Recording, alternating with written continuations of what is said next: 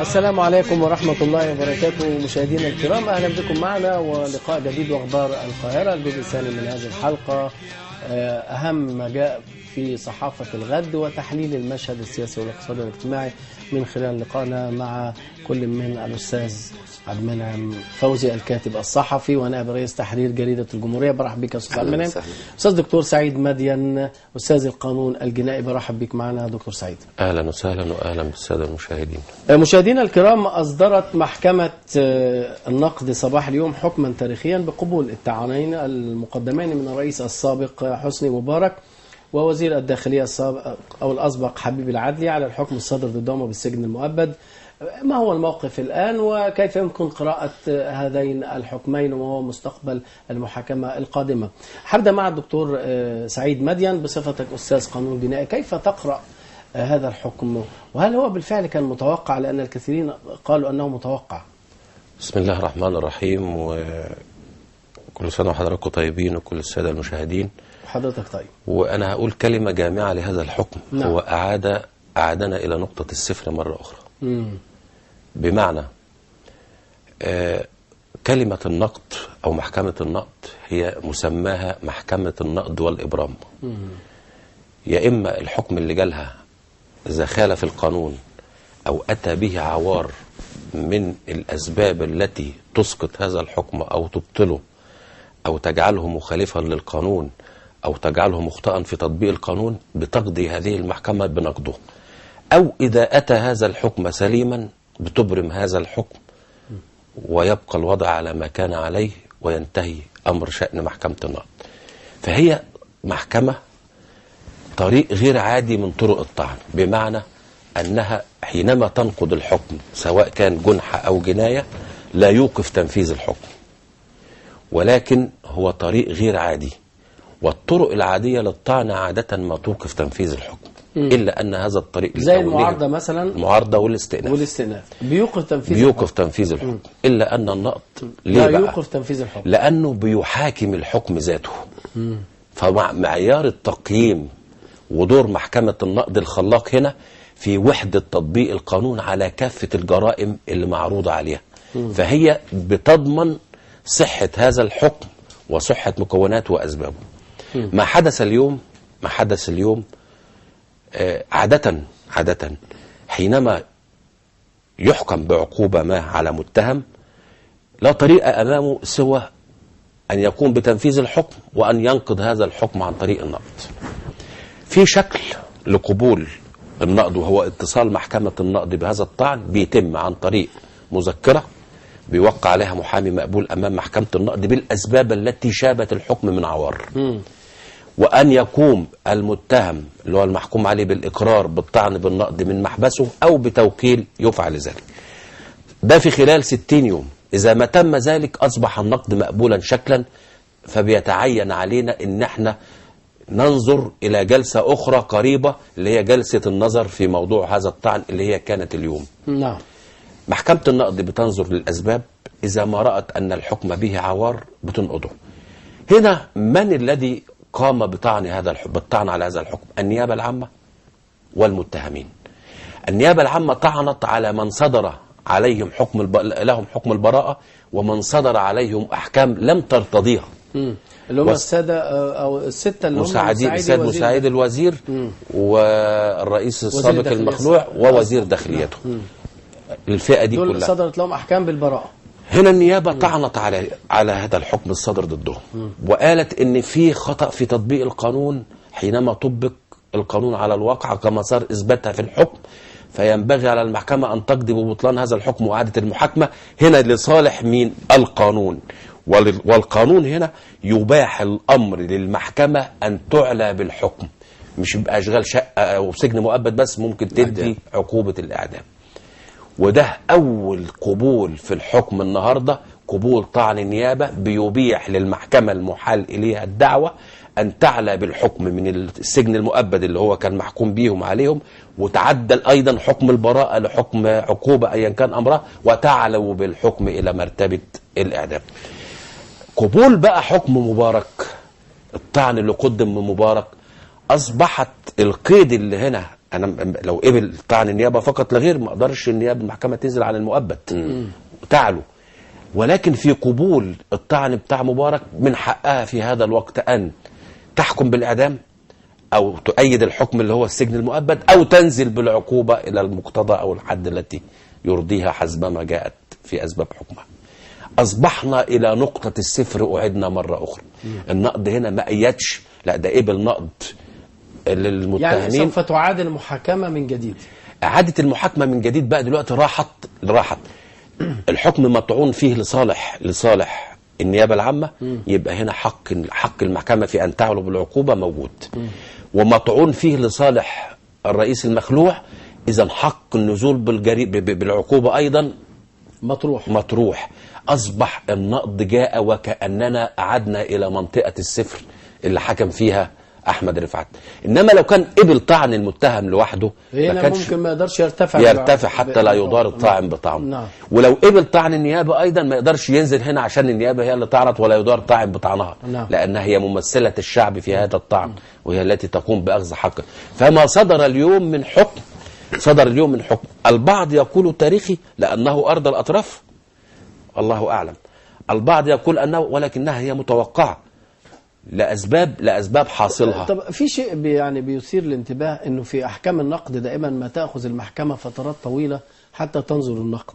فهل لان هذه يعني محكمه خاصه، او ان بتدخل ضمن محاكمه يعني الثوره أنا لمن بشكر اجتهادك في هذا السؤال، على الحد العلم. لا، هو محكمة النقد طالما النيابة العامة هي اللي طعنت، الطعون اللي بتبقى مقدمة من النيابة العامة في جدولها بسيطة، ما بتطعنش على كل القضايا، فبتاخد وقت أقل. الدور بتاعها بيجي قبل دور المتهم.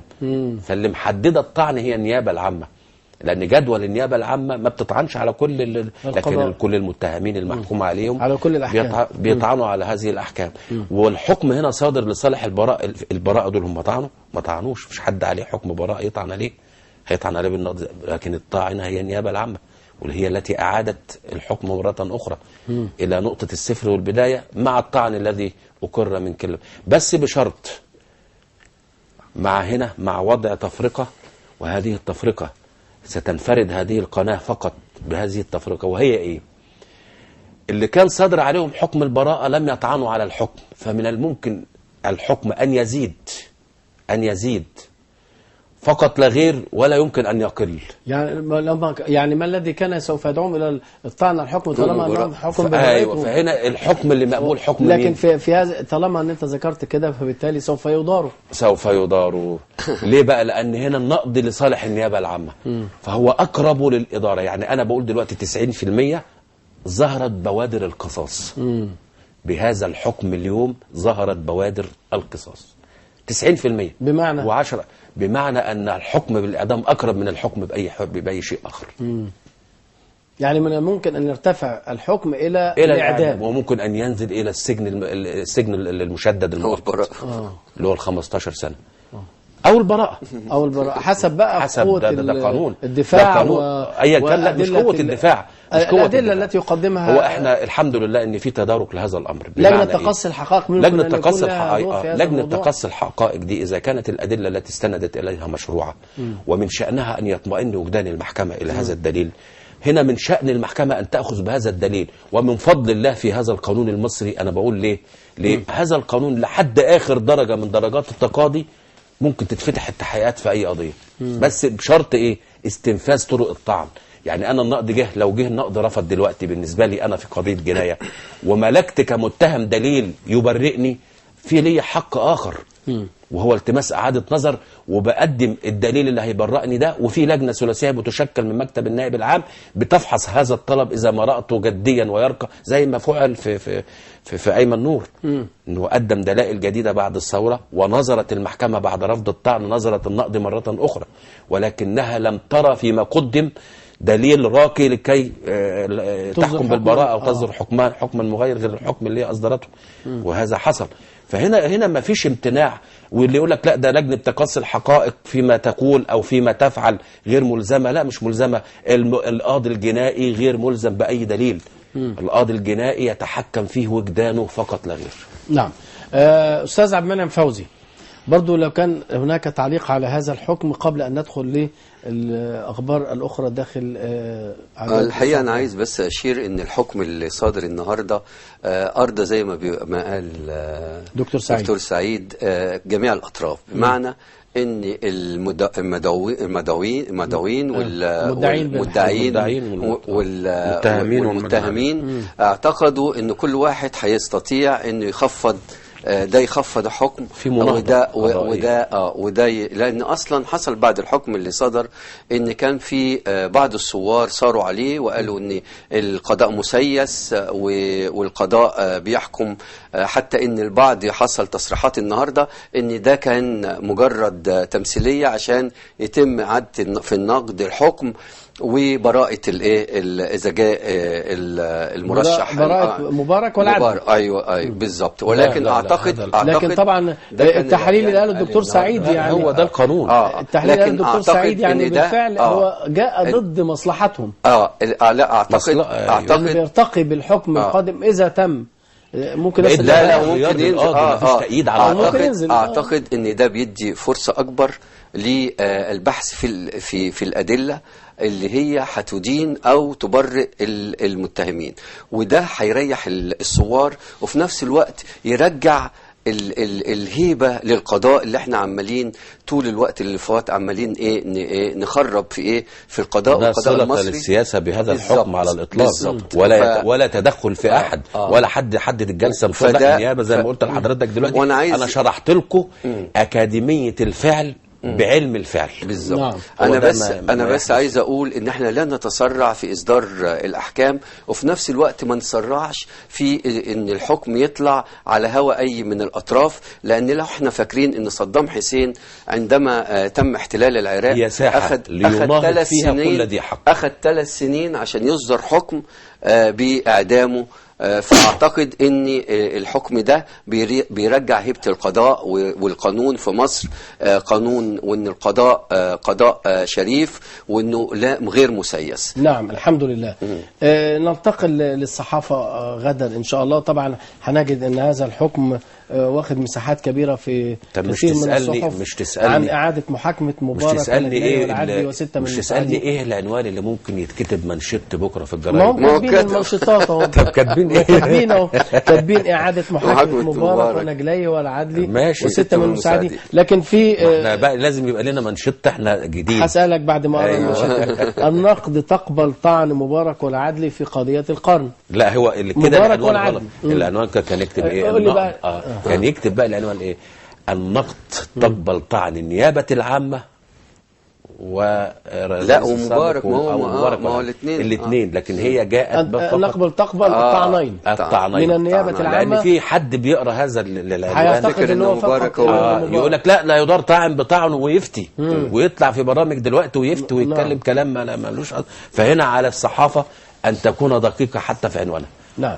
جريدة المصريون كاتبة بعض العناوين برضو: مرسي يهدد بقطع العلاقات مع إسرائيل، والجماعة الإسلامية الجيش لا يمنع ترشيح المعتقلين سياسيا للبرلمان، النيابة تستجوب مبارك لمدة 3 ساعات في قضية الحصول على هدايا من جريدة الأهرام، والنائب العام يأمر بحبس توفيق عكاشة في قضية خاصة بمطلقته، والكنائس تطالب بإلغاء العزل السياسي لفلول الوطني، وإلزام الداخلية بعودة الضباط الملتحين للعمل، الأحزاب الإسلامية ترحب بالتحالف مع الإخوان بشروط، والفقي عادل إمام وخالد يوسف مفجرة ثورة 25 يناير، والنقد تقبل طعن مبارك والعدل في قضية القرن.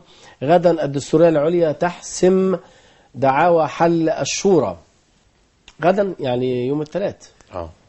هذا الموضوع عاوزين نقف عنده، اللي هو موضوع الدستورية. موضوع شائك، لأنه في دعوات من بعض الجبهات بحماية الدستورية، بمعنى أن يذهب المعتصمين لكي يحموا المحكمة الدستورية عندما تناقش هذا الموضوع وتصدر حكما مهما يكون. أستاذ عبد المنعم فوزي، بالنسبة على دعاوى يعني لجان من كثير من اللجان. نعم، الحقيقة هناك جمعيات نسوية أيوة. قالت إنها هتحضر حول المحكمة الدستورية لحمايتها، لأن احنا عارفين إن كان آخر المحكمة الدستورية إنها أوقفت لأجل غير مسمى العمل نتيجة لعدم قدرة كل الأعضاء بدخول المحكمة. فأعتقد أن الدعاوى سواء من اللي هيروحوا ينزلوا عشان يرهبوا أو يأيدوا، فأعتقد في جماعات هتروح في محاولة للضغط ده على المحكمة.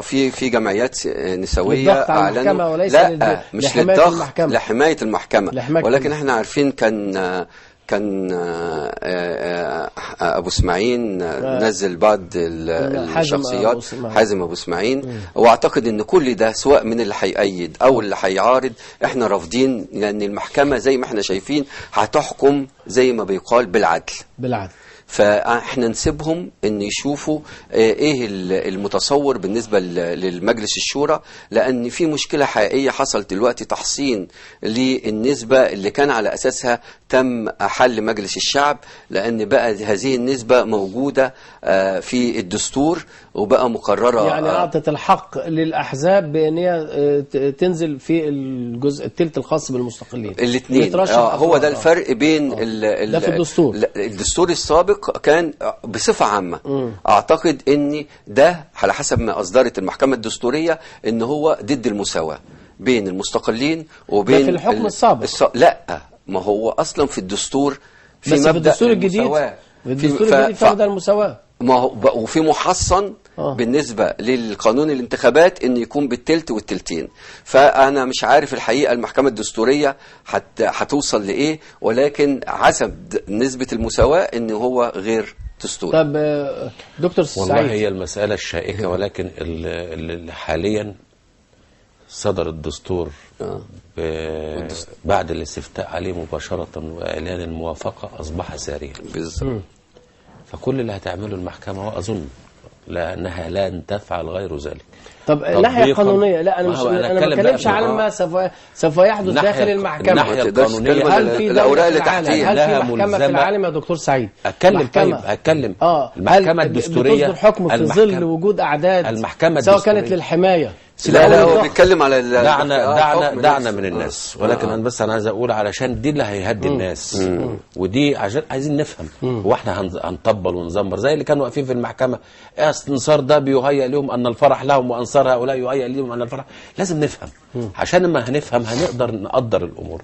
انا بقول دلوقتي المحكمة الدستورية دلوقتي هي محكمة ساهرة على تطبيق الدستور وحسن تطبيقه وعدم مخالفة مبادئه، وان اي مخالفة لهذه المبادئ الدستورية التي وجدت وبعد الموافقة اتحسن مجلس الشورى، ماذا ستقول؟ هتخالف الدستور وهي القائمة على شؤون هذا الدستور وعلى تنظيمه. أنا أعتقد إنه مش هيصدر حكم، الأمر هيبقى فيه خلاص انتهت، لأن أصلا الدستور هيروح للمحكمة الدستورية تشوف هذه الجزئية. يعني حضرتك عاوز تقول إنه سواء المحكمة انتهت أم لم وتحت الأوراق خلاص انتهى الأمر، لأن أنا دستور جديد المحكمة ملزمة إن هي تصعد على حسن تطبيق هذا الدستور على الشعب. طب هو ده هيطبق لأن مجلس الشورى تم انتخاب أعضائه أو خلاص كده أقر بالدستور الجديد مجلس الشورى وبقيه، ولا يد للمحكمة الدستورية إلا أن تقر ما قرره الدستور. معنا اتصال تليفوني. اتفضل. أستاذ عبد الفتاح. مساء الخير يا أستاذ جمال. مساء النور، اتفضل يا أستاذ عبد الفتاح. تحية لحضرتك ولضيوفك وخاصة أستاذ القانون اللي بيفهمنا في يسر يعني. الدكتور سعيد مادي، اتفضل. الأول أنا عايز أقول لك وإحنا ماشيين بالسيارات على الكورنيش بنشوف المحكمة الدستورية حواليها الوقت كردون قوات شرطة. جميل. انا بعتبر ده اهانه للمحكمه، خلي بالك مش حمايه. صح. عشان يتحط ابقى ماشي كده شايف ترسانه عساكر، ما ينفعش يا استاذ. محكمه اللي يقرب يتجازى، بس يتمسك مخبر واحد او امين شرطه واحد يقف، انما عشان انا ابقى ماشي احس على ان ازاي يخش الراجل القضاء او القاضي يخش والمجموعه دي. لا لا لا لا, لا. انا ضد ان يقف 300 400 عسكري امن مركزي وضباط، لا ما ينفعش، دي اهدار برضه لهيبه المحكمه. نعم. ارجوكوا، وده اللي انا بتفق معاك عليه. امين شرطه واحد يقف حتى جنب المستشفى كده، اللي يحاول يتمسك ياخد القانون ياخد مجراه. انما بالشكل ده لو جات مصورين اجانب وصوروا المنظر ده اهانه للمحكمه الدستوريه العليا. وبشكرك يا استاذ جمال. شكرا استاذ عبد الفتاح. انا بشكرك. انا بس عايز اقول مش حكايه مصورين اجانب ولا غير اجانب، لنفسينا احنا نفسها، احنا اللي نحمي المحكمه ونحمي القضاء. ولكن لا ما ايه يعني نحميها بايه؟ انا على ايه سنحميها؟ انا عايز اقول حاجه. انا مش عايز حد. فين اللي هيبه المحكمه؟ ما احنا نكلم بعض. طيب بالراحه انا بقول ان مفيش حد يروح، لا اللي عايزين يروحوا ولا، لكن حكايه ان احنا هنعملها ايه. لكن هم المشكله ان عمليه الحشد وكل واحد يجيب انصاره ما ينفعش. لا هي مش مساله الحشد، هي مساله يعني انت عاوز تقول ان كان يجب تجريم من قام بذلك في مجلس الشورى النهارده. اولا اذا كنا هنجرم حينما منع القضاء. انت عندك في الدستور الماده 168 أيوة. بتقول ايه؟ بتقول ان السلطه القضائيه سلطه مختصه بنظر المنازعات التي تنشا وبتمارس خلال عملها ده من المحاكم، ولا يجوز الدخول في اعمال هذه السلطه، والدخول في اعمال هذه السلطه جريمه لا تنقضي بالتقادم. مش كده؟ احنا توقفت دلوقتي هتعمل ايه؟ ما هي مش هتعمل حاجة. هي محكمة الدستور الجديد. انتوا عايزين الدستور الجديد ولا مش عايزينه؟ لا هنروح نقف ليه بقى هناك؟ الدستور لسه ما احنا لازم. امال احنا قلنا نعم ليه؟ بس مين اللي بيفهم؟ امال احنا ما هي الاجهزه اللي احنا الاجهزه الاعلاميه اللي هي تسهر على ان تعطي المعلومه الجاده الصحيحه، المعلومه اللي تتفق والقانون. احنا مش المساله استعراض ولا انا بستعرض ولا غير ده. انا اذا قلت معلومه لازم اتقي الله فيها وابلغها بالتبليغ اللي يرضي ربنا. طيب. علشان الناس تفهم صح. معلش ناخد اتصال تليفوني اخر. الاستاذ محمد من مطروح. بنرحب بيك يا استاذ محمد، اتفضل. اهلا بيك استاذ جمال وبضيوفك الكرام. اشكرك، اتفضل. يعني انا بستغل وجود يعني الاستاذ الكريم القانوني والاستاذ الصحفي، وعايز اعلق على ماده هامه للغايه، الماده 65 التي تنص على انها تكرم الدوله يعني شهداء ال 25 من يناير وجابت وغيرهم من يعني ابطال الحروب او والواجب الوطني. يعني انت تعرف ان ثوره 25 يناير الثوار هو يعني موضوع مؤقت وخلاص، ولكن يعني اصحاب الواجب الوطني والحروب هي يعني في استمراريه، وشرعيا حتى اعلى مراتب الشهاده هي شهاده الحرب، الدفاع عن الوطن. فلماذا يعني من اجل يعني ارضاء بعض الناس ان احنا نضع شيئا حتى شرعيا وقانونيا واخلاقيا وحتى غير سليم، ان احنا نقدم شهداء ال 25 من يناير على شهداء الواجب الوطني والحرب. الدولة طبعا بتبعث بقوات حفظ السلام وفي مع عمليات يعني مخابراتية وخلافه، هذه فيها استمرارية. اما الثانية موضوع ال 25 من يناير فمفروض يكون له مادة مؤقتة تنتهي بتكريم هؤلاء الناس. واشكرك. شكرا استاذ محمد. يعني هو بيطرح قضية مهمة جدا. لا وهي انا برضه هرد عليه معلش. ما انا عاوز يعني اولا اذا درجات الجهاد اشدها كلمة حق عند سلطان جائر، مش انك تدافع عن ارض الوطن وتراب الوطن. الدفاع على تراب الوطن ده واجب، وهناك فرق ما بين الواجب والفرض. الفرض هو كلمة حق عند سلطان جائر، لأن أنت أعزل وفي أهلك وقدام جبروت السلطة أشد من أنك تحمل سلاح وتنازع أو تناهض عدو. بس هو الشهيد شهيد برضه أعتقد أنه بالفعل ما قام به الثوار 25 يناير فعل 28 يناير بالفعل، وأدى بالفعل فعل القصد في النية هنا. القصد في النية. القصد في النية. إذا كانت القصد منها شيء يعني لن يتكرر، لأنه شيء بالفعل نستطيع نقول مستحيل. ليه كلمة أقولها لابد من تكريم هؤلاء. يعني ده تكريم إيه؟ تكريم يعني طوال العمر، يعني ده فوق راسنا من فوق لسببين. إن احنا لا يجب أن ننسى هؤلاء كما لا يجب أن ننسى شهداء إذا ما كان هناك فسادا قد انتشر وأمراضا قد غضت وعضت في جبين وفي لحم المجتمع، زي السرطانات وزي الفيروسات السي وبي والأمراض المستحدثة دي، وده كان سببها السلطة الفاسدة. الثورة دي على الأقل إذا ما منعت هذا الأمر أو إذا ما حدت من هذا الأمر، أليس هذا فيه صواب لا يعادله صواب؟ لا، هو سيد الرئيس مع احترامي الكامل لرأيك ومع احترامي الكامل لكل الناس، ولكن شهيد ثورة 25 يناير إذا ما انعقدت نيته على أن يقام وإصلاح شأن هذا فهو شهيد، وشهيد وله درجة فرضية أكثر من درجة فرضية الواجب اللي هي تتم في الشهادة. يعني هو حسابهم عند الله سبحانه وتعالى، وأنا حسابهم شهداء عند الله سبحانه وتعالى، لأنه ما كانش في نيته يقتل حد، ده هو مش هياخدوا حاجة وقتل غيلة، وأي مؤمن يقتل غيلة ده أشد، وبيقتل بإيد مين؟ لا جدال في هذا. وبالفعل هؤلاء بالفعل سوف يظلوا كما ذكرت فوق رؤوسنا حتى يعني إلى يوم الساعة. رحمهم الله ورحمه الله. طبعا مع شهداء الحروب طبعا لابد أن لا نغفل حقهم أيضا. طبعا. ومن شارك في الدفاع عن الوطن لا يجب أن نغفل حقهم. من حمى عرضي رايح وعارف أنه يعني إذا كان من قام بالثورة لم يعرف أنه سوف يقتل، إنما من ذهب ليدافع عن الوطن فعارف أنه سوف يقتل، وبالتالي فهذا يعني شأنه أكبر عند الله سبحانه وتعالى. عاش هذه. نعم. يعني احنا بنحتسب هؤلاء جميعا شهداء عند الله سبحانه وتعالى. هؤلاء الذين حمونا عرضا وأرضا. نعم. يعني لا يجب أن ننسى شهداءنا في الحروب ولا شهداءنا في ثورة 25 يناير أو في الثورات السابقة على 25 يناير في 52 أو 51 أيام حريق القاهرة، وفي ثورة 19 وغيرها من الثورات.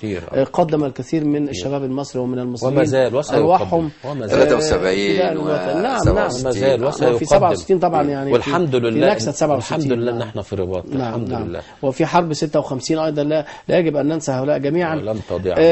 في جريدة الأهرام برضو ذكر لمسألة محاكمة السيد الرئيس يعني محاكمة الرئيس حسني مبارك الأسبق بخصوص بعض الهدايا اللي تلقاها من جريدة الأهرام. ليس هو فقط وإنما معاه 26 واحد آخرين، يعني إيه أسمائهم موجودة وحصلوا، حتى أن الصحيفة الشروق كاتبة عن أن البعض سارع برد ما حصل عليه، زي الدكتور فتحي سرور حصل على هدايا مكتوب مثلا 1,000,000 وبعض و100,000، والدكتور مفيد شهاب والدكتور يعني عدد كبير من أعضاء النظام السابق حصلوا على هدايا من الأهرام، فردوا ثمن هذه لوزارة المالية.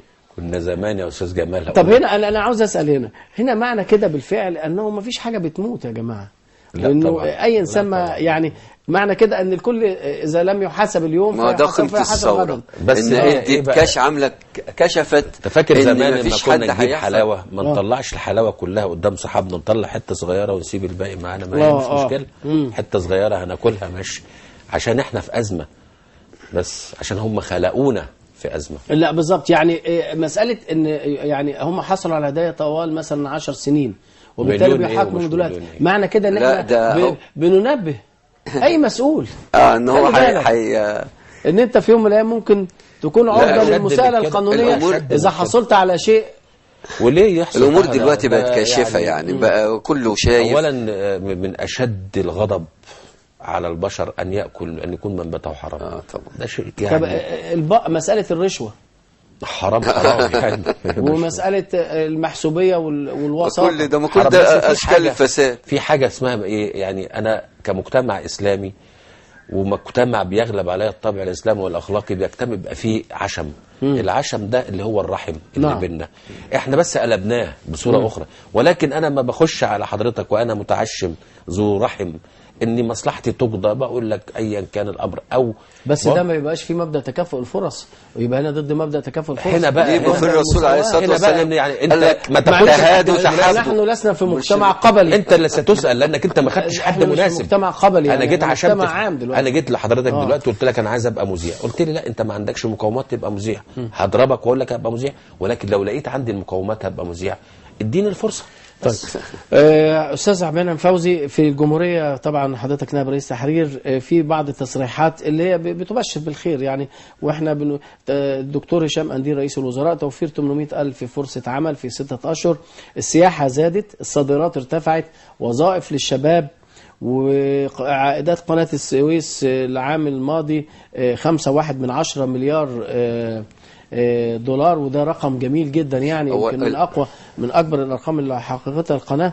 وطبعا خلال مؤتمر صحفي لمرسي ورئيس المجلس الأوروبي اسمه فان رومبي ملتزمون بدعم مصر وفي 6.5 مليار دولار. أيوة. ولكن هل ده مرتبط بقرض الصندوق الدولي؟ لأن قالوا أن كتير جدا من المساعدات اللي هتصل مصر من الاتحاد الاوروبي او من جهات اخرى عديده مرتبطه بقرض الصندوق؟ هو اصلا مش مرتبطه بالصندوق قوي، هو مرتبطه بالظروف البلد، بالاستقرار الموجود. يعني كل المنح دي وكل سواء القرض البنك، كان قرض البنك لو انت فاكر كان 3.5 وبعدين قعدنا نتكلم فيه والجنزوري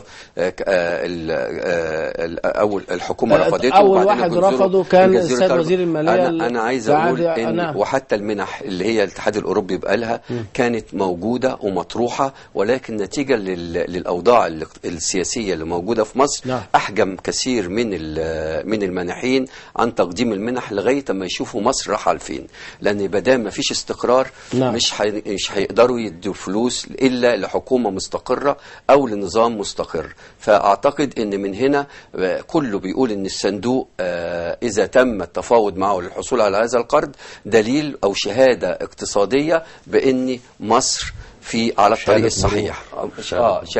شهاده من المستثمرين. بس استاذ انا لا اثق في هذه الارقام، وهقول لحضرتك معلش الارقام اللي بتيجي في الصحافه لا معلش ما انا هقول لحضرتك دقيقه واحده بس انت مسمعني. طيب اتفضل. لما قامت الثوره الاتحاد الاوروبي اجتمع واوروبا اجتمعت وقال 40 مليار دولار لثورات الربيع العربي لتونس ومصر، ما جاش منهم دولار واحد. ما هنا لسه مش انا قايل في الكلام ان هم احجموا عن المانحين عن تقديم منحهم لغايه، لان كان في مشاكل. احنا بقى لنا سنتين في مشاكل. المفروض ان انت بتبدا زي مشروع مارشال مثلا في المانيا ولا مشروع في اليابان، ما الدول كانت واقعه وما كانش فيها اقتصاد اساسا وساعدوهم. دولهم هقول كلمه بس ده الغرب. طب نسمع يا ريس سعيد. طب اسمعني اخد رايك بعد اتصال تليفوني سريع معانا. السلام عليكم. استاذ عبد التواب برحب بيك معانا، اتفضل. استاذ جمال بحيي حضرتك واسره البرنامج المحترم وضيوف حضرتك الكرام. شكرا. نقطتين سريعا حضرتك والله. الدكتور مرسي في اكتر من خطاب قال لا هسمح بفوضى ولا تعطيل مؤسسات الدوله، وانا اعتقد ما يحدث امام الدستوريه هي قمه الفوضى وهي تعطيل لاعظم مؤسسه من مؤسسات الدوله. النقطه الثانيه حضرتك اللي مش لاقي جواب بقى عليها ونفسي حد يرد عليا، احنا عملنا ثوره من اجل الحريه والعداله الاجتماعيه. وحاليا يعني الامور بتزيد سوء. احنا يا شعب ما عرفناش نعمل ثوره ولا ما عرفناش نعمل نظام يحقق اهداف الثوره؟ بس انا عايز بس يعني حد يجاوب. انا بشكرك شكرا جزيلا استاذ عبد الفتاح، وده هياخدني للموضوع اللي انا كنت هطرحه بعد كده في صحافه الغد، ايضا حديث ومنشطات عن يوم 25 من يناير ودعوه للحشود او للحشد من اجل تحقيق اهداف الثوره. قبل ما نخش على خش بقى رد على ارد على السؤال بس السابق عشان برضه ما نبقاش بنترك الامر اللي هو خاص بيه بالسياسه الاقتصاديه. نعم. اردوغان اول ما مسك الحكم في تركيا قعد مع الاعلام وتصالح، فبداوا يشدوا من ازره، بدات الاخبار الجميله كلها هي اللي تنزل، بقى في تبشير، بقى في حافز، بقى في تقديم، بس كانت حقيقيه. دي سر النجاح. انما كون ان احنا نبشر باشياء غير حقيقيه ده سر النكسه اللي ممكن نعيشها وهنعيشها. فمش عايزين التجربه المريره بتاع العهود السابقه ان نطبل وان نزمر، واحنا ما فيش للداعي لهذا. فانا بقل الهمه. ما هو يعني انت حضرتك عاوز الشفافيه وعاوز انه نوع من المصالحه مع الصحافه. انا ابشر، ولكن ابشر في الحدود المعلومه، ابشر في الحدود اللي ما تضيعنيش، ابشر في الحدود اللي انا كمواطن اشوف. انت دلوقتي بتقول لي في مليارات جت مصر، بس انا لسه باكل مش لاقي البوتاجاز ولا لاقي السولار ولا لاقي، ولسه الازمات زي ما هي. يبقى هنا انت بتصيبني باحباط. يعني كلما على السهم في الربح وفي التحسن ما فيش خدمات بتقدم ليا وانا مش حاسسها، فده مش هيبقى احباط بقى، ده يبقى دمار للشعب. نعم. انا بس عايز اقول حاجه وجه زعملتين. الجزئيه الاخرى عشان برضو ما اقطعش الحديث، بس عشان ياخد ردا على ما قاله الاخ المتصل. نعم. بالنسبه لما قاله الدكتور مرسي في خطاباته، وما واحنا جميعا بنقول الكلام ده، بنقول ان القضاء سلطه مستقله. يا جدعان ضياع القضاء ضياع دوله، ما تضيعوش بلدنا. بلدنا إذا ما كانش فيها قضاء، ما فيش مستثمر، ما فيش سياحة، ما فيش أمن، أنت نفسك لن تأمن على نفسك، أنت حقوقك كلها الدنيا هتضيع، يبقى الفوضى هتعم، مش هتقام للدولة أي أساس، لا من صالحنا ولا من صالح أي حد. خلينا نعود لهذه النقطة في ختام الحلقة. لكن أستاذ عبد المنعم فوزي، زيارة رئيس الاتحاد الأوروبي مهمة طبعا، وسبقتها زيارات لمسؤولين أوروبيين ومسؤولين من صندوق النقد الدولي من أمريكا ومن غيرها. ازاي بتقرا المشهد دلوقتي؟ يعني انت شايف بالفعل ان الوضع استقر، وبالتالي من الممكن ان نحصل على هذه المساعدات او المنح؟ دراسات الاقتصاد. احنا بس انا عايز اعلق على حكايه تركيا. نعم. ان احنا متناسين ان احنا خارجين من ثوره، احنا لسه المجتمع في سيوله. بمعنى ايه؟ ان المجتمع لم تتشكل او لم يعد لي النظام الاستقرار بتاعه، لان كل اجهزه الدوله لم تستقر بعد. يعني احنا ما عندناش مجلس شورى، ما في وزير موجود، وفي رئيس وزراء موجود، وفي رؤساء قطاعات موجودين، وفي موظفين موجودين، في قنابل مؤقته، يعني ما في مؤسسات شغاله، في قنابل موجوده في الشارع المصري حاليا. ايه هي؟ في 3.5 مليون عاطل، في 5 مليون باع متجول احتكروا الشوارع، في 2 مليون منهم 500 ألف طفل شوارع، في 500,000 من البلطجية. كل ده مع انسحاب الشرطة. أنا بس إيه عشان نفهم الوضع والصورة في مصر إزاي، ما نقعدش نتكلم وبس. إحنا في مشكلة حقيقية. إذا تم فيه استقرار أمني هيحصل فيه تحسن اقتصادي، هيحصل فيه تحسن في الخدمات. علاوة إذا حصل في استقرار أمني هيحصل إن الاتحاد الأوروبي أما يجي ويدي فلوس، يعني أنت هيعرف يدي الموضوع كله بالاستقرار الأمني. معايا الأستاذ هشام من القاهرة، خليه يمكن هو متصل بالموضوع ده برضو عشان هو معاه. أستاذ هشام بنرحب بيك معانا. السلام عليكم. عليكم السلام ورحمة الله. اتفضل أستاذ هشام. أنا يعني كنت بتفق مع ضيف حضرتك من ناحية المليارات اللي بره. ليه أقول لحضرتك ليه؟ سنة 90 بعد حرب الكويت تقريبا نادي باريس ودول كتيرة نزلوا كل الديون اللي علينا. نص ديون يعني لحد من 90 ل 2010 تريليون مش عارف و200 مليار ديون. طب كل دي كانت في 20 سنة. طب ازاي؟ وده غير اموال التأمينات، غير اللي كانوا بيبيعوا القطاع العام وباعوا اراضي الساحل الشمالي والجنوبي. نعم. الفلوس دي كلها راحت فين؟ اكيد اتنهبت. نعم. فالمبلغ كبير بالاكيد يعني. طيب استاذ هشام، حضرتك منين؟ من القاهره؟ من القاهره. حضرتك منين؟ ساكن فين؟ مصر الجديده جنب الاتحاديه. جنب الاتحاديه، ما عشان كده انا باكد على النقطه دي مره ثانيه. عاوز اعرف ايه يعني كيف تقرا الوضع هناك. شاهد عيان. والله يا فندم اتفضل سامعني. انا النهارده كنت بصلي العشاء في كليه البنات. نعم. وبالصدفه كده مشيت يعني قدامهم. اللي لاحظته هو كان في خيام على اليمين حوالي 4-5، وخيام على الشمال اللي هي من ناحيه نادي هليوبلس دي حوالي 4-5. اللي ناحيه النادي النهارده زادت شويه، يمكن 3-4 خيام او خيمتين 3، لكن العدد نفسه ما حسيتش انه زاد يعني. لا انا بنقول على ليه تاثير مما حدث امس امبارح؟ لا والله حضرتك انا ما شفتش اللي حصل امبارح. لم تكن شاهدا عيانا. لا ما شفتش اللي حصل امبارح. عايز برضه اقول لحضرتك بالنسبه للبيع المتجولين، البضاعه الصين بتتهرب ب3 تعريفه، فبياخدوها وبيبيعوها يعني بازيد حاجه بسيطه. عشان كده مليين يعني. واحد قدامه بضاعه ببلاش بيشتريها، ما اكيد هينزل ويلف في الشوارع، وفي نفس الوقت بنضرب الصناعه المصريه. شكرا استاذ هشام على اتصالك التليفوني. واضح طبعا ان الناس بتؤكد على انه بالفعل ممكن يبقى فيه دعم للاقتصاد المصري، ولكن محتاجين تحقيق الاستقرار. أنا عايز اقول كلمه. انا قبل ما تقول دكتور سعيد، انا عاوز اعرف كيف يمكن تحقيق يعني الكلمه السحريه دي. الكلمه السحريه ايه اللي مطلوب يعني عشان يتحقق الاستقرار؟ ان نعيش ونحن نحب هذه البلد بإخلاص. ما كلنا بنحبها يا أستاذ سعيد.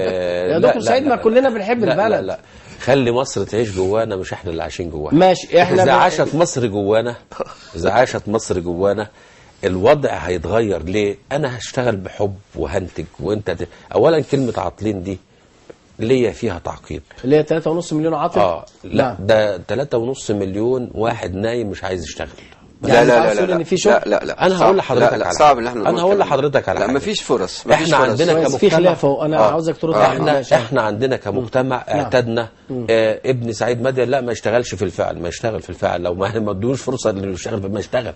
لا حرام انه يشتغل في الفعل وهو خريج جامعه. اعمل ايه المشكله؟ انا ما فيش قدامي. هل انا يقعد يخسر مني 10 جنيه يصرفها كل يوم، ولا يجيب 20 جنيه ياخد مني 10 ويدخل هو لنفسه والى ان ثقافه العمل دي مش موجوده. ثقافه العمل دي مش موجوده. يبقى احنا نرجع بقى عندنا بدايه ان احنا نعيش جوه البلد، يبقى اللي بيننا وبين بعض عمل شريف. هو انت كده بتقول يبقى في انكار للذات. طب وده مطلوب. استاذ عبد المنعم اقول لك حاجه يعني وانت بترد برضه، مساله البحث عن فرصه عمل والبطاله دي موجوده من الاربعينات ومن الثلاثينات، موجوده في كل شعوب العالم وفي امريكا. لا مش بالشكل. لا وفي امريكا فيها بطاله. لكن انا عايز اقول لك حاجه ايوه ده النظره التجربيه اللي احنا عايزين. تعالى وانت قاعد على القهوه هتلاقي في ناس معاهم دبلوم ومعاهم فوق المتوسط ماشيين يبيعوا حاجات. ما هو مش عاوز يشتغل. مشكله طبعا. لا مش حكايه بيشتغل. لا مش مشكله طبعا. بيكسب. ان انا اضيع 17 و 18 سنه من عمره يكون يدرس دي تجاره. يعني انت بتقول ان النظام التعليمي في مصر لا يؤهل خريج الجامعات او المدارس للعمل. لا انا اعتقد ان الحل انا وانت خريج جامعه والاستاذ عبد المنعم خريج جامعه، بس احنا خدنا فرصه عمل بعد فتره برضه. طبعا احنا عشان نشتغل ما اشتغلناش. واشتغلت انا اشتغلت مليون حاجه قبل ما اخش طبعا انا كنت انا وانا طالب كنت بسافر اوروبا وكل اجازه بشتغل. طب لو متاحتش لك فرصه السفر لخارج مصر هتشتغل في مصر؟ طبعا. ايه المشكله؟ طبعا انا اشتغلت في المطار مضيف ارضي. يعني انا كلامي هنا له صدى. لا بتاعتك دي خطيره. طيب انا ليا جزئيه وهتكلم فيها بالنسبه للعمل وللشغل. بالنسبه انت كرغبتك انك تشتغل وتنتج مش مقيده ولا ده مجرده، ولكن احنا اللي خلقنا فيهم التكاليه. نعم. كل حاجه بنوفرها ليهم اللي احنا اتحرمنا منه. ده بقى التعليم. أيوة. ليه بقى؟ ده مش التعليم. لا والتعليم ليه بقى؟ ليه بس التعليم اتحول من المدارس للبيوت، وبقى كل واحد عبد المنعم يقعد عشان يذاكر عايز مدرس معاه. احنا عمرنا كنا بنعرف حكايه تدريس او مدرس يجي لنا يعني حد يساعده عشان يجيب مجموع. عايز مساعده طول الوقت. في انجلترا من حوالي 60 سنه احد الاطباء المشهورين وهو لسه خريج في الامتياز واقف لقى في لندن لقى الاستاذ الدكتور والاستاذ الدكتور وهو لسه طالب في هروح فين انا في وسط دول؟ فدخل يجيب سندوتش فلقى حكمه كده مكتوبه على الورقه، ودي حاجات تعليميه. صاحب المحل بيديك ورقه بيضه كويسه بيديك عليها رساله يمكن حاجه ده الايمان، ده حسن، ده التعاون. فاكر الحكمه يقول له اذا يقول له اذا اردت ان تصل يوما ما عليك ان تنجز ما هو مطلوب منك على وجه من الجد والامانه مهما كان ضئيلا وستصل يوما ما. يعني من عمل عملكم عملا فليتقن. فوصل الامر الى ان اصبح اكبر جراح في العالم بعد ما اتبع. انا لو مطلوب مني حاجه صغيره النهارده انا رحت اشتغلت في ايه المشكله واشتغلت في الفعل وانتجت، ممكن حد بعد كده صاحب الشغل يشوفني يقول انت شغال ايه محامي؟ لا تعال انا عندي مشكله ويشغلني واخد فرصتي اذا ما لم تتاح لي الفرصه. طب خلينا ناخد التليفون ده نشوف الفرصه، ندي فرصه للمتصل معانا. السلام عليكم. عليكم السلام. اهلا وسهلا فندم. اتفضل استاذ. لو سمحت اقفل التلفزيون. استاذ عبد العال. ايوه استاذ محمود لو سمحت اقفل التلفزيون عندك وكلم التليفون. اتفضل. او وطي التلفزيون. ماشي ماشي. السلام عليكم. عليكم السلام ورحمه الله. اتفضل. دلوقتي سيادتك انا اللي اتشرف بيكم بالسياده الضيوف. شكرا. انا دلوقتي احنا من تاريخ من 25 يناير لغايه النهارده وابوه الراجل وثلاث صبيان. قسمتك بالله ما دخل بيتنا ما يقل عن 100 جنيه ولا 200 جنيه. ولا ثوره ولا نعرف ثوره ولا نعرف نسيبه. حضرتك منين حته يا فندم؟ من شبرا الخيمه الشرقاويه البحريه. من شبرا الخيمه. يعني كنتوا شغالين على الصناعيه التانيين. طب انت كنت شغال ايه طيب؟ نجار مسلح. يعني الشغل واقف ولا ايه؟ متوقف؟ طبعا مفيش بنا. كنت شغال في طلعت مصطفى من تاريخها لغايه النهارده ما دخلناش العمليه. طب ما هو في شغل في اماكن تانية كتير، يعني انا شايف حركه فين يا بيه؟ عمال نلف انا وعيالهم. هنلف انا وعيالهم. يعني ما فيش اي عمل ممكن تقوم بيه والله بجانب هذا العظيم الامر. 3 شغالين في الخرسانه ب5 جنيه و10 جنيه. يعني الحمد لله انك اوجدت بديل، بس ده وده بيؤكد ان انت انسان عايز تعيش. يعني ايجار مش عارفين ندفع ايجار علينا. ده بقى الدخل، ده قله الدخل وقله ده صح معاك، ولكن ان شاء الله هتلاقي الفرصه. احنا كلنا امل، انا زيك. انا بنشكر الحاج محمود يعني طبعا. اولا رايك جميل جدا، وناس كتير جدا اضيرت من ثوره 25 يناير. شكرا على اتصالك. احنا عايزين نخلص من المشوار اللي التحرير والاتحاديه والكلام عايزين استقرار، وعاوز العمل يعود مره اخرى. شكرا الحاج محمود على اتصالك، انا بشكرك جدا. وده نموذج لواحد مصري عنده اولاد عاوز يعيش. أيوة. لكن فرصه العمل لم تعد في لكن هو في اشتغل تخصصه، لكن برضه اشتغل هو عمل تخصصه لم تعد متاحه كما كان من قبل، وبالتالي هو بيعاني.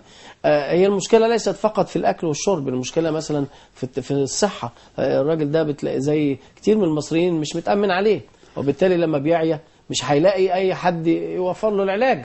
مشكله كبيره جدا اذا كان اللي معاهم بيدوخوا 7 دخات. استاذ جمال، اولا بدايه وبالتالي خلينا نختم بس يا استاذ سعيد بكلمتين هوديك. احنا عاوزين الحريه والعداله الاجتماعيه اللي هم اهم مبادئ الثوره، مش الحزب. الحريه والعداله القائمه على اسس سليمه لابد ان يتم تحققها بالضبط، ومحاكمه من كان مسؤولا عن قتل المتظاهرين. بحييك واحيي الساده الضيوف على البرنامج الجميل اللي احنا تمتعنا فيه بالاراء الجميله، وانا دلوقتي اشتغلت مكانك مذيع وبحييك. شكرا دكتور سعيد. تختم استاذ عبد المنعم. انا بس عايز اقول ان اذا تكاتف كل المعارضين والمؤيدين ويعرفوا ان احنا المشكله دلوقتي ان السياسه عامله مخيمه ومضيعه الاقتصاد، واحنا في نقطه حرجه. انا عايز اقول ان بي ماينس دي اللي واخداها اليونان، اللي في ظهرها الاتحاد الاوروبي اللي بيدعمها ب 180 مليار دولار. احنا محتاجين احنا محتاجين 70 مليار دولار حتى استثمارات لمجرد ان احنا نوفر وظائف. فاعتقد ان ده مش هيتم الا اذا تم استقرار في البلد، لكن مش معنى كده ان في فصيل واحد ان هو يقوم بكل الحكم، وانما يبقى في انقاذ للذات. وده اللي قاله الدكتور سعيد مدين ان لابد من ان يكون في مشاركه للصحافه والاعلام والقضاء والكل يشارك في النهضه بالمجتمع المصري. مشاهدينا الكرام، يمكن كلمه الدكتور العريفي الشيخ العريفي في جامع عمرو بن العاص بالفعل بتعرفنا بتاريخنا المجيد وبأن مصر دولة مباركة، لكن يبقى العمل حتى لا نستند فقط على الماضي وذكرياته. لابد أن نجد لنفسنا مكانا في المستقبل من خلال العمل الجاد. في نهاية هذه الحلقة بنتوجه بمزيد من الشكر للسادة الذين شاركونا هذا اللقاء. أستاذ دكتور سعيد مدين أستاذ القانون الجنائي، شكرا وجودك معنا. في حاجة تحب تقولها في الآخر؟ قول للناس كلها كل سنة وأنتم طيبين بمناسبة مولد النبي. كل سنة وأنت طيب. أستاذ عبد المنعم إن شاء الله. أنا عايز أقول بس إن رئيس تحرير الجمهورية، اتفضل فندم. إن مصر بخير وهترجع أحسن من الأول، وإن فعلا زي ما قال هي موجودة وراجعة، وهي موجودة وغصب عن الحاقدين إن شاء الله. مشاهدينا الكرام، في نهاية هذه الحلقة نشكركم مع تحياتي وتحيات فريق العمل خالد شكري وجمال السيد وهالة خطاب، وتحياتي وتحيات مخرج التنفيذ علي سعد، وإلى لقاء قادم إن شاء الله.